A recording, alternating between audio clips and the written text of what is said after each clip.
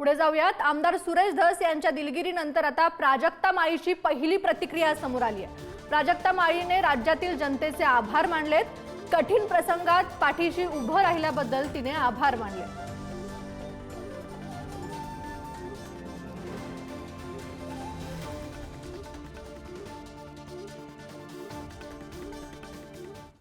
की त्यांनी हा विषय हाताळताना संवेदनशीलता दाखवली. खूप खूप धन्यवाद.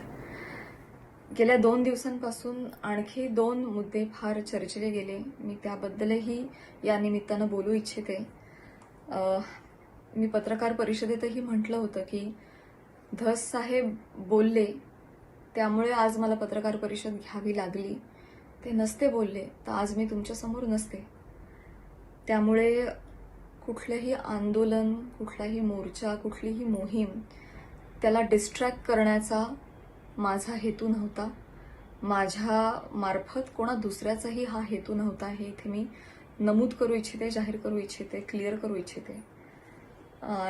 आणि खरोखरीच धस सर बोलले नसते तर आज मला हे सगळं करायची काही गरजच पडली नसती. त्यामुळे कोणीही त्यातून कुठलाही गैरअर्थ काढू नये.